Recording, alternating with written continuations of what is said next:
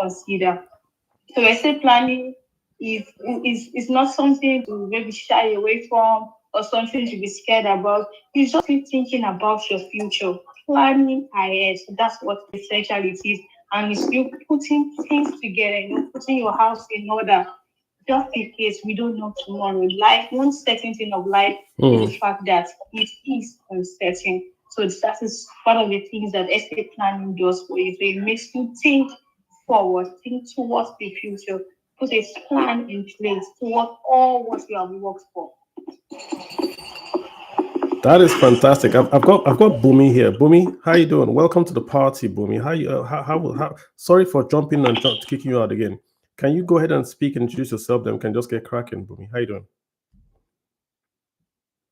Hi, Carlo. Good evening. Good evening My name to is you. Blessing, not Bumi. I apologize. No problem, I understand. So my name is Blessing Obame. Good evening, everyone on the call.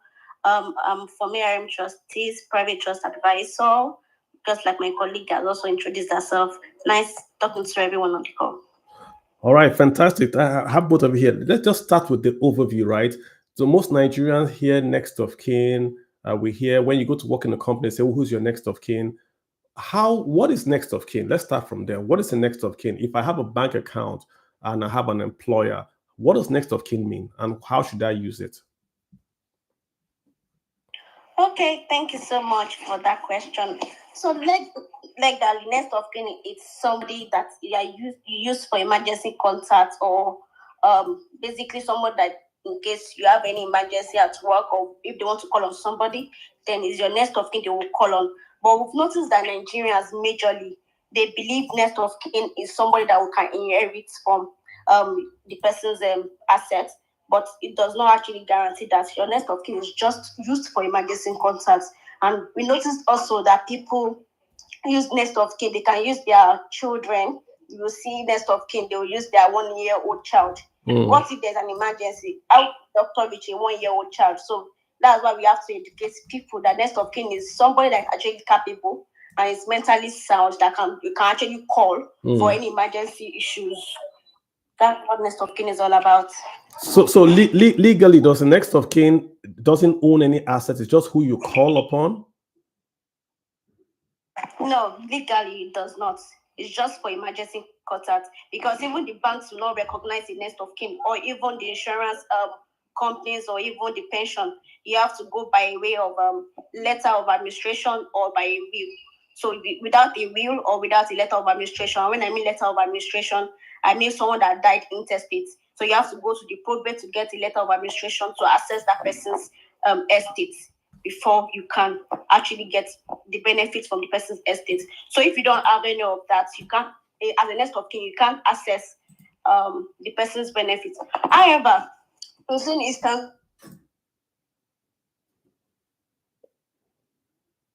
hello, can you hear me? Yes, I can.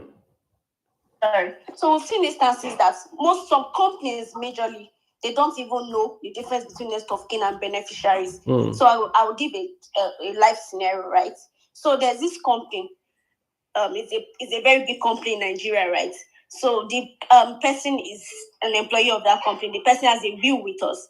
So, but when you're trying to market your products and you went to the company to say, okay, you want your staff to have this estate plan in place and all that. So this person eventually subscribed to the estate plan. That's the will. So when the person passed on, he's a very young guy.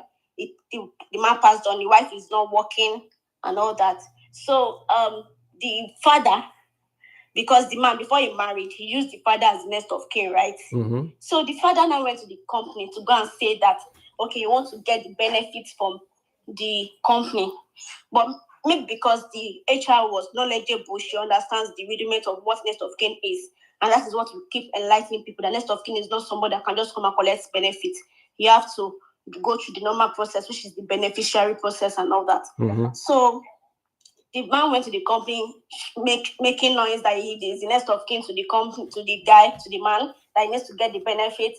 And the man did not update his next of kin after he got married. He has been using the documents right before he got married. So he didn't update. And that is also an important thing we tell people. Whenever there's any major changes in your life, try to update every document either your bank applications, your insurance documents, update every document to be sure that it captures your recent life scenario, life changes activities. So the HR now called us that this man is here to collect the benefits. I thought this man has a will with you. And we said, yes, that was how the case went off. And inside the will, the man did not even recognize his father. He didn't put anything for his father. So assuming the HR was not knowledgeable about what next of kin is, that's how the man would have taken the money, right? And the wife and the children would be stranded. And unfortunately, the children are abroad schooling. They had to come back to Nigeria because the mother could not finance the school fees anymore. But thankfully, there was a will that captured everything for them. So, but let's put ourselves in that situation as if, what if the HR was not knowledgeable about this, what next of kin is, and what is the difference? The fund the HR could have paid exactly, they could have processed the benefits, and they would have given the man. And what if the father-in-law is not somebody that really likes the wife? What could have happened to the family? They could have. So all these things we have to educate. So next of kin is just for emergency contact. It's not for people to access the benefit of a dead person. No, you have to go through the process, the normal process to put in your beneficiaries and all that. State whatever you want. That's how you can access the death benefit of anybody that exists.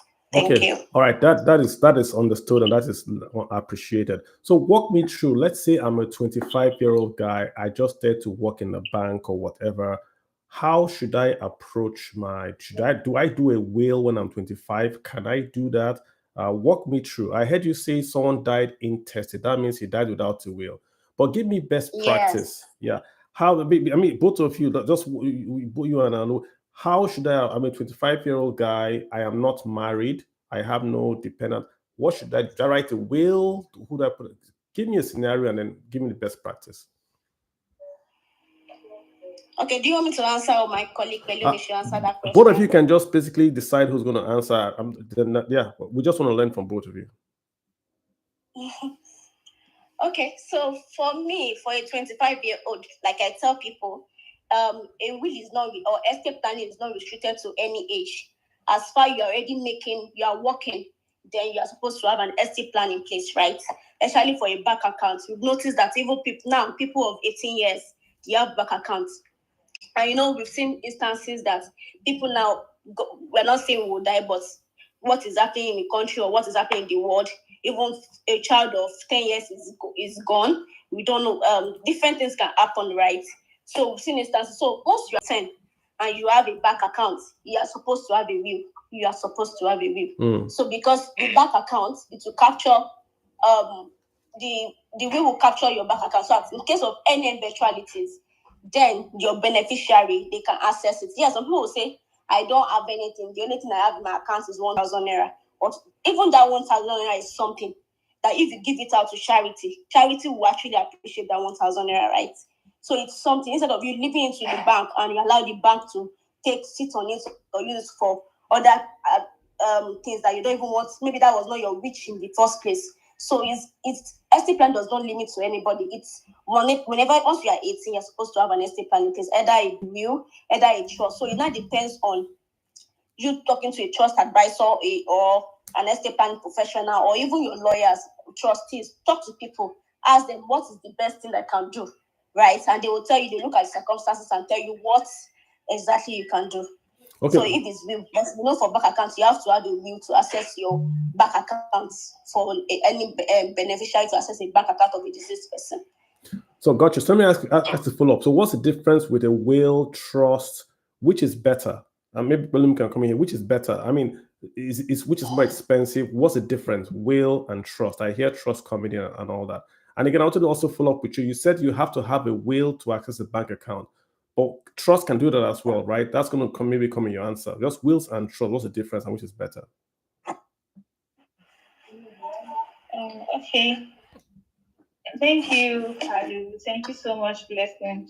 So the major difference between a will and a trust is, number one, once someone has a will, nothing can be done. The will only becomes effective when someone dies. So before you can do anything or take any action, one has to, has gone to the other side. So that is when you can now begin the process of, getting the asset, going to get the grant of probate and the life. But a trust is different. While you are still alive, you can enjoy the benefits of that trust. And even when one goes into eventuality, you can also continue to enjoy the benefits. Not you, rather, your beneficiaries. So it's not something you are waiting for something to happen. It's a plan that begins even right now and then continues even after you've gone. So how I see the trust, it helps you put your legacy in place, what you want to leave behind, how it should be. You can start it now. And then the trust also avoids probate. You know, when you write the will, you have to go to get the grant of probate, and you know how things can be, and the bureaucracies that come with getting those kind of things with the Nigerian court system and all. But with the trust, you don't have to do all that. Even the inheritance tax, you don't have to, pay all of that because the trust is already in place and you have that. However, there are certain assets that you can put into a trust, just as Blessing had mentioned. Number one, you can